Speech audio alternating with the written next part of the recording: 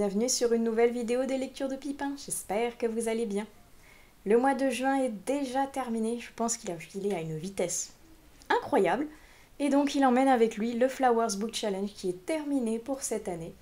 Et une fois de plus, j'avais mis une petite tenue fleurie parce qu'il fait très chaud, et je pensais avoir un temps magnifique et ensoleillé pour vous filmer un bilan fleuri, alors que là, dehors, actuellement, il pleut. Il y a même de l'orage, je ne sais pas si on l'entendra, bref. Je ne suis pas là pour vous parler de météo, mais j'ai l'impression que ça va devenir un running gag à chaque fois que je sors la caméra. Il pleut. Bref, tout ça pour vous dire que on va reprendre le petit carnet et on va regarder quelles étaient les catégories du Flowers Book Challenge de cette année. Pour rappel, il était organisé par Madame Errance, dont je vous mettrai la chaîne YouTube dans la barre d'infos, et il allait du 1er mai au 1er juillet. Et le but, c'était donc qu'il était composé de fleurs, comme son nom l'indique, et qu'il fallait trouver un livre pour la couleur et un livre pour ou un livre également pour la symbolique de la fleur. Et donc, commençons tout de suite par la première fleur qui était l'aconite. Et donc, il fallait un livre de couleur bleue si on voulait correspondre à la symbolique des couleurs. Et pour cette catégorie-ci, j'avais mis, je vous mets la couverture juste ici, Micmac au bleu zinc, parce qu'il avait une couverture certes bleue, mais également le mot bleu dans le titre. Le combo était parfait. Et je l'ai lu celui-ci parce que c'était un SP, et il était pas mal du tout. Je passerai très vite fait au niveau des résumés et de mon avis, parce qu'ils sont disponibles dans une vidéo dédiée, dont je vous la mettrai dans le petit juste ici si elle vous intéresse. Mais sachez sinon que l'histoire c'est dans un Paris un petit peu steampunk, qui était très sympa, avec un gobelin qui est chauffeur de taxi, et qui va se retrouver embarqué au milieu d'une affaire de meurtre alors qu'il n'avait rien demandé, et il va devoir faire inspecteur à ses heures perdues, et peut-être trouver une alliance auprès d'une journaliste qui elle aussi n'avait rien demandé, mais ils vont se retrouver tous les deux embarqués dans une histoire folle, et c'était super sympa. Et quant à la signification de cette fleur, il fallait quelque chose autour de la trahison ou du poison. Et là, je vous avais dit au début que j'hésitais entre deux, et finalement, j'avais placé la petite boutique au poison, et je l'ai lu, parce que ça faisait tellement longtemps qu'il était dans ma palle celui-ci, que je voulais le lire en plus, que c'était dommage de l'y laisser, et par le plus grand des hasards, je l'ai trouvé au détour d'un rayon de ma médiathèque. Je me suis dit, c'est un signe, il faut que je le sorte, parce qu'il est en e-book, sinon je vais encore l'oublier. Ça y est, c'est chose faite, je l'ai enfin lu, et il était très sympa, avec une double temporalité entre les années 1790 et le présent, avec donc dans le passé Nella, qui est une apothicaire qui confectionne tant des remèdes que des poisons, et qui va se retrouver mêlée à une drôle d'enquête, et au présent on suit Caroline, qui essaye de remettre du sens dans sa vie, et qui va se retrouver à fouiner un petit peu dans le passé, lorsqu'elle va découvrir un flacon d'une ancienne apothicaire, et qu'elle aimerait bien en savoir plus à son sujet. Et il est enfin sorti de ma palle celui-ci. Franchement, depuis le temps qu'il y était, ça craint. Je crois même que je l'avais repéré depuis sa sortie anglo-saxonne, donc autant vous dire que ça traîne. Mais il fait partie, entre autres, de toutes les reliques du passé que j'ai envie de sortir et de dépoussiérer de ma palle. Et ben voilà, ça en fait un de plus, ce qui est plutôt pas mal, et en plus, il me valait d'une catégorie de challenge. La deuxième fleur, c'était le camélia, donc il nous fallait un livre de couleur rouge. Et là, j'avais décidé de mettre la jolie couverture qui est juste ici, le tome 2 de Zodiac Switch. Parce que j'avais beaucoup aimé le premier tome, qui est sur le signe en plus du Capricorne. Et ton Capricorne, je ne peux que valider, évidemment. Mais j'ai pas eu le temps de le lire. Ouais. J'ai une pile de livres qui est juste ici, et il fait pas partie de ceux que j'ai lus. Et ça m'embête fortement parce que, franchement, j'avais beaucoup aimé le tome 1, j'ai très envie de découvrir le tome 2, mais j'ai eu une spirale de SP qui s'est enchaînée, et il a fallu donc faire des choix, et celui-ci n'en fait pas partie. Et quand j'ai vu justement que je n'allais pas pouvoir réussir à lire tout ce que j'avais prévu dans mon challenge, je vous spoil direct, mais je me suis dit que plutôt que de, entre guillemets, me stresser à essayer de faire quelque chose que je ne pourrais certainement pas faire parce que j'avais mis beaucoup de lectures, dont beaucoup de pavés, eh bien, je vais essayer de me concentrer, de lire au moins un livre par fleur. Et c'est ce que j'ai réussi à faire avec la symbolique de cette dernière. Parce qu'il fallait lire une suite de sagas. Et devinez qu'est-ce que j'ai en suite de sagas, où je vous bassine depuis des lustres avec. Tiziri, eh oui, Tiziri, ah là là. Donc, grâce à Tiziri, je valide cette fleur. Mais par contre, je suis fortement triste à la lecture de ce dernier. Pas pour l'histoire. Franchement, honnêtement, même si ça faisait longtemps que j'avais lu le tome 1, dès les premières pages, Alexiane de Lys, elle arrive à nous remettre dans le bain et pouf, j'étais embarquée direct dans son univers, dans sa plume, dans son aventure. Tiziri, mais votez Tiziri, il n'y a pas d'autre mot. Là, j'ai Kael qui est arrivé il n'y a pas longtemps dans ma palle et il a déjà très envie d'en sortir.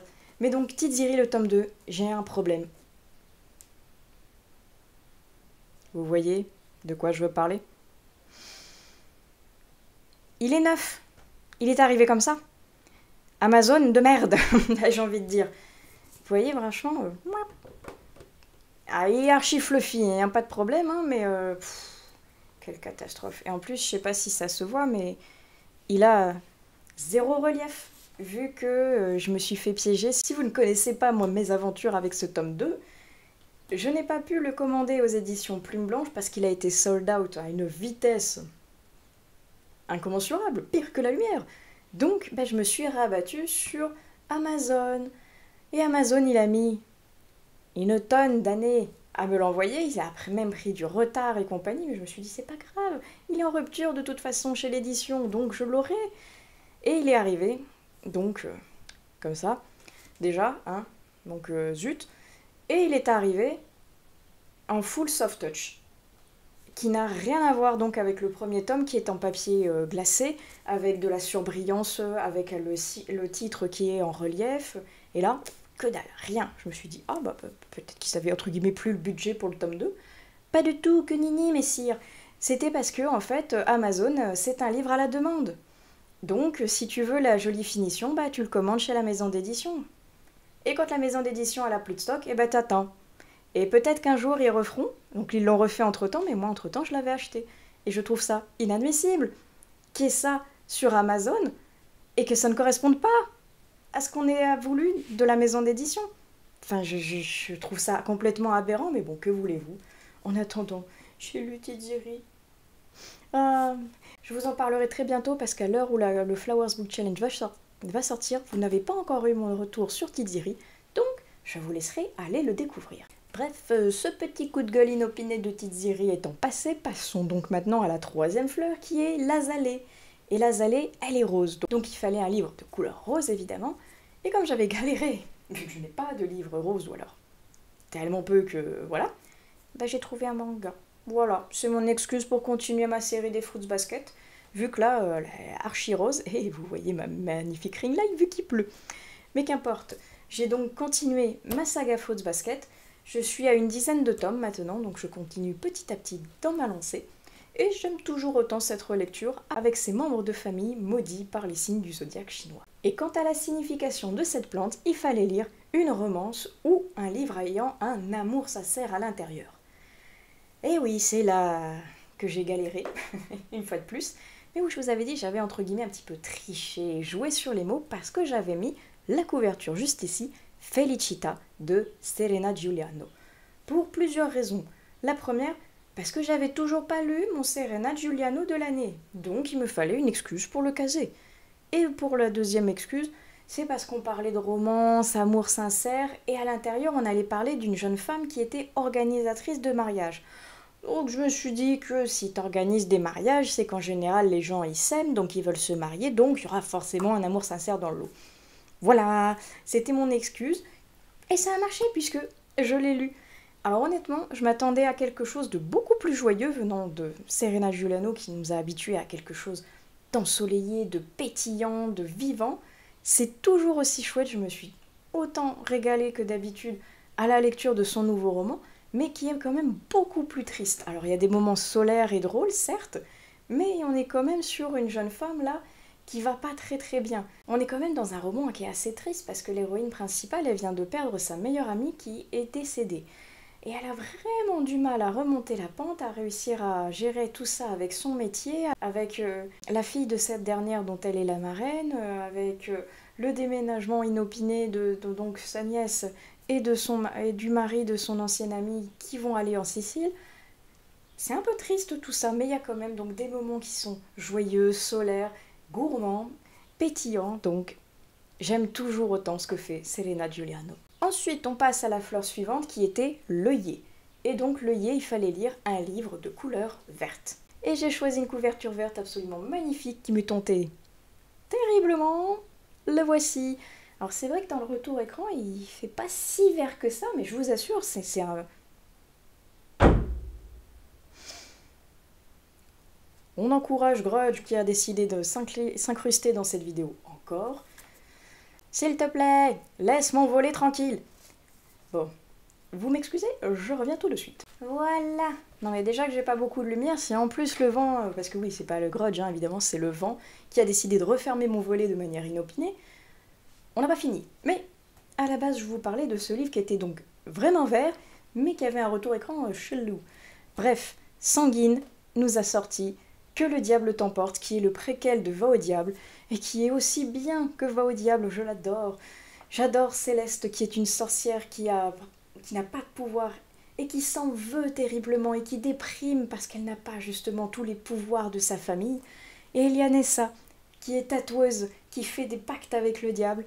Et il y a cette amitié entre ces deux femmes, il y a cette adversité qui va les lier, et il y a des aventures folles, d'un humour piquant et génial. J'adore, j'adore, et j'ai tellement envie que les aventures de Nessa et Céleste continuent que j'aimerais un autre tome, j'aimerais un autre préquel, j'aimerais une saga, que dis-je.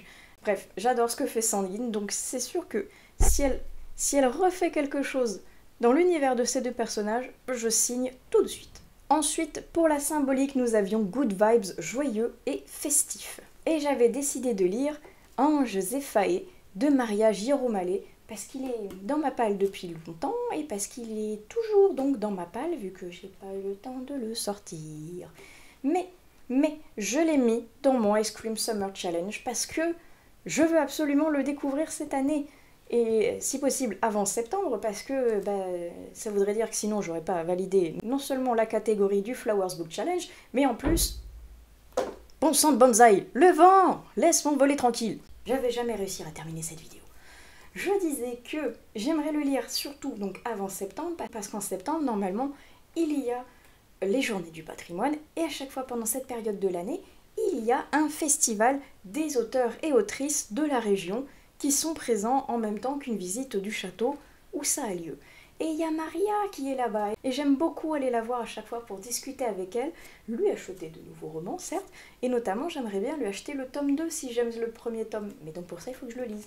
Donc c'est l'OP pour le Flowers Book Challenge, mais je compte bien le lire pour le Ice Cream, parce que c'est comme ça, je l'ai décidé, il faut que je le sorte, donc on verra si j'arrive enfin à valider une catégorie, mais pour un autre challenge. Ensuite, on change de fleur et on passe au pétunia, où là, il nous fallait un livre de couleur rouge. Alors lui, c'est vrai, il était un peu rouge-orangé, et j'avais mis ce gros bébé qui était Le Chasseur de démons, le premier tome, chronique d'une descente aux enfers.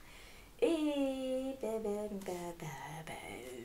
mon excuse, c'est que c'est un démon, ce sont des flammes, qui dit démon dit Halloween, donc le pumpkin. Donc je l'ai pas lu. Mais je vais le lire pour le pumpkin. Oui, mais c'est mon excuse, hein, voilà. Hein. J'ai pas eu le temps de le lire, tout bêtement, parce que patapouf, land, et comme je vous ai dit, il y avait plein de SP, mais c'est vrai que, un petit peu comme Tisane et Convoitise que j'ai déplacé de challenge, je pense que celui-ci serait beaucoup plus intéressant à lire au niveau du pumpkin. Il sera toujours aussi gros, certes, mais au niveau ambiance, quelque chose me dit qu'il est un petit peu comme Cœur du démon, qui se passe aux enfers, donc... Période halloweenesque, période un peu plus spooky, on va dire que ce sera la bonne, parce qu'en tout cas, pour les fleurs, elles ont toutes fané. Après cette tentative d'humour pitoyable, la signification de cette fleur, c'était la colère ou la vengeance. Et là, j'avais décidé de mettre un livre énorme, là aussi, qui explique peut-être le pourquoi du comment, que j'ai pas eu le temps de tout lire. Mais lui, je l'ai lu. Le gros patapouf que voici, L'Empire du Vampire, le tome 1. Il était trop, mais alors trop bien. Génial, et j'ai vraiment envie de lire le tome 2 si possible, pareil dans le Pumpkin. Le Pumpkin va être gigantesque cette année, tellement j'ai envie de lire de livres qui correspondent à un mood automnal. Et donc le tome 2 en fait partie, mais en attendant, le premier est fabuleux. L'écriture de J. Christophe que j'avais découvert avec Nevernight, elle me convient, mais à 300%. J'aime sa plume, j'aime son univers, j'aime son humour et son cynisme, j'aime ses univers, ses bagarres, ses batailles, les différentes illustrations qui ont été disséminées dans cette édition merveilleuse de chez De Saxus, qui, il est important de le souligner, là a une excellente traduction. Et donc, celui-ci, je l'ai lu et j'ai pu valider donc cette fleur et cette catégorie. On en arrive au bouton d'or où il fallait donc lire un livre de couleur jaune. Non, je n'ai toujours pas sorti le livre jaune qui est derrière moi parce que c'est toujours le tome 4 d'Harry Potter et que j'en suis toujours au tome 3. Je n'ai pas avancé du tout depuis que j'avais tourné la vidéo de présentation du challenge.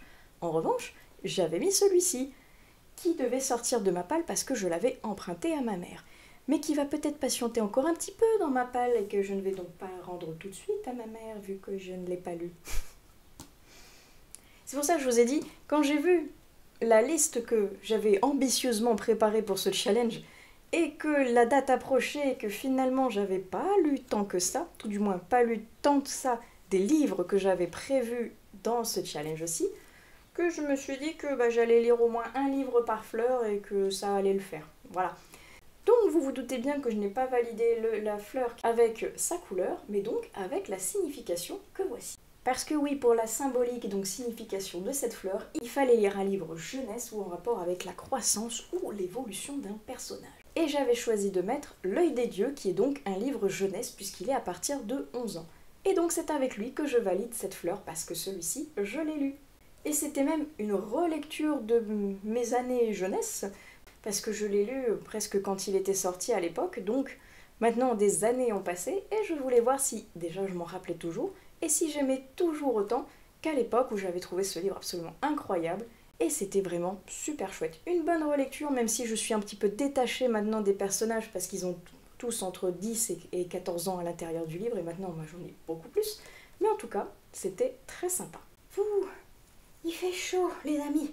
Vous pouvez pas savoir à quel point j'ai hâte de m'attacher les cheveux à la fin de cette vidéo, parce qu'il fait très lourd à cause de l'orage qu'il y a dehors. Mais donc, on est là pour parler de la prochaine fleur qui est l'iris. Et donc l'iris, il fallait lire un livre de couleur violette. Et j'avais choisi de mettre la couverture juste ici, qui est King of Scots de Livingstone. Je l'ai pas lu.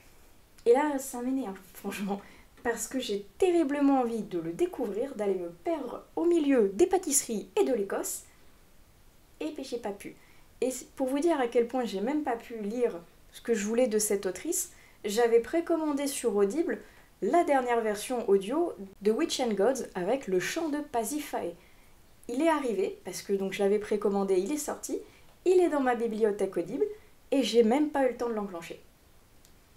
Ah, donc j'ai 2 livres de Livingstone à lire, et j'en ai encore lu aucun, mais ils me font même très envie, autant le chant de Pasiphae que King of Scots. Je ne sais pas par lequel des deux je commencerai, mais j'aimerais beaucoup pouvoir les lire d'ici la fin de l'année. Ensuite, pour la symbolique de cette fleur, il fallait lire quelque chose en rapport avec de la diversité. Et j'avais choisi de lire les tomes 2 et 3 de Elle, de Kit Toussaint, qui est une BD dont je vous mets la couverture juste ici. Et j'ai lu les deux parce que quand j'ai vu qu'ils étaient disponibles à ma médiathèque, les 2 derniers tomes qu'il me manquait, et que j'avais mis des années à pouvoir récupérer le tome 1 qui avait été perdu, emprunté, pas redonné et compagnie, là j'ai pris les 2 d'un coup, comme ça je terminais ma série, je validais ma catégorie, et j'étais très contente de terminer cette série qui au final n'était pas tout à fait comme ce à quoi je m'attendais par rapport à ce qui était prévu, enfin ce qui était annoncé au tout début, et que ça a basculé au niveau de la fin. C'était quand même super bien, le design est toujours magnifique, mais je m'attendais peut-être à vraiment continuer sur ce qui était annoncé au début, et je peux pas trop vous en parler sans vous spoiler donc. Il y a 3 tomes, ils se lisent très vite, ils sont très mignons, ils sont très beaux, avec de beaux messages, donc lisez-les, je vous les recommande, ils sont vraiment super sympas et ils se dévorent tout seuls. On en arrive ensuite à la fleur bonus, et cette année c'était le muguet. Donc il fallait évidemment un livre de couleur blanche, et j'ai choisi de lire celui-ci, Jeu d'ombre de Ivan Zimberg, pour plusieurs raisons. Déjà, couverture blanche, hein, et parce que c'était un livre que j'ai récupéré dans un abonnement Cube d'il y a très longtemps, et que je ne l'avais toujours pas sorti en à moi. Donc il fallait que je le sorte parce que j'en ai encore 3 nouveaux qui sont arrivés grâce à l'abonnement Cube que mes parents m'avaient offert. Et donc je voulais lire quand même les 3 précédents qu'on m'avait envoyés parce que sinon ça craint. Et donc ça y est, je l'ai enfin sorti, mais pourquoi j'ai attendu autant de temps? Parce qu'il était absolument génial. Lui c'est pareil, je vous donnerai mon avis complet sur une autre vidéo, donc je vous inviterai à me suivre, si ce n'est pas déjà le cas. Abonnez-vous, suivez-moi, mettez un like, un commentaire, soutenez-moi, et je vous en serai excessivement reconnaissante. Merci à vous, plein de bisous. Et en attendant, donc si vous voulez avoir la chronique de celui-ci, je vous invite donc à aller sur une prochaine vidéo qui sortira certainement après celle-ci et qui sera certainement un vlog également. Et on en arrive donc à la symbolique de cette dernière fleur où il fallait la lire un one-shot ou un genre dont on n'avait pas l'habitude de lire. Et moi j'avais préféré lire un one-shot parce qu'il y a Rebecca de Loïc Choc qui me tente depuis que j'ai participé à la campagne Ulule, donc ça fait quand même un bon bout de temps. Il a eu le temps de sortir 3 autres livres je crois. Je l'ai toujours pas lu. Je m'auto-soule quand ça fait ça parce que ça fait très longtemps que j'ai envie de soutenir cet auteur parce que je sens qu'il y a quelque chose qui va me plaire chez lui dans son écriture, dans ses univers, dans son ambiance. Et j'arrive pas à trouver le moyen de le sortir. Et là, c'est vrai que pareil, je suis arrivée en me disant, bon, il faut que je lise absolument un livre par fleur. Et j'avais envie de lire et lui et Jeu d'ombre. Ah, je savais pas. Et finalement, j'ai choisi Jeu d'ombre parce que je l'avais déjà commencé pour pouvoir valider mon ABC Challenge thriller. Et que lui, je pouvais pas parce que ce n'est pas un thriller. Quoique, thriller fantastique. Je suis pas sûre finalement d'avoir la lettre S de valider pour le moment, donc je vais peut-être essayer de le ressortir incessamment sous peu parce que donc j'ai très envie de découvrir la plume de cet auteur. Surtout il a sorti d'autres romans qui me font très envie, qui va en sortir d'autres qui ont l'air incroyables également et qui me font aussi envie. Mais donc j'en ai 2 de lui dans ma bibliothèque pour le moment et je veux absolument les lire avant d'acheter autre chose parce que si finalement la plume ne me convient pas, ça sert pas à grand chose que je continue peut-être de les acheter si j'aime pas finalement le style de l'auteur. Donc on croise les doigts que ça me plaise et on croise les doigts pour le sortir très bientôt j'espère. Et c'est donc avec Rebecca que se clôture ce Flowers Book Challenge où vous l'avez certainement deviné, je n'ai pas pu tout lire et donc tout valider en entier. Mais ça, honnêtement je m'en doutais quand je l'ai fabriqué ma palle. J'ai mis tellement de livres, et là j'ai vraiment mis un livre par couleur et par symbolique. J'aurais pu en mettre un seul à chaque fois, mais moi ça m'amuse de faire des pales comme ça en fonction des catégories. Donc peu importe si je ne l'ai pas validé, je me suis quand même vraiment bien amusée. Et il me tarde déjà qu'il y ait une nouvelle édition l'an prochain, parce que il y a tellement de fleurs que je suis sûre que Madame Errance va trouver quelque chose de génial une fois de plus à nous concocter, et j'y participerai donc avec plaisir. Et cette fois-ci, j'essaierai de mettre moins de pavés. Ok, on est motivé pour l'an prochain. On met des choses un peu moins ambitieuses. Et donc, je vais clore cette vidéo ici. J'espère qu'elle vous aura plu. Que malgré l'intervention des volets qui claquent, et j'espère que vous n'avez pas entendu l'orage non plus, j'espère qu'elle vous aura plu. N'hésitez pas à me dire dans les commentaires si vous y avez participé vous aussi, si vous l'avez validé ou non. Et si parmi les livres que je vous ai présentés, il y en a certains que vous avez lus parce qu'ils vous plaisent ou alors qui vous tentent beaucoup. Donc, je vous souhaite d'excellentes prochaines lectures et on se retrouve plus tard dans une nouvelle vidéo des lectures de Pipin avec, j'espère, du soleil à la clé cette fois-ci. Allez, ciao!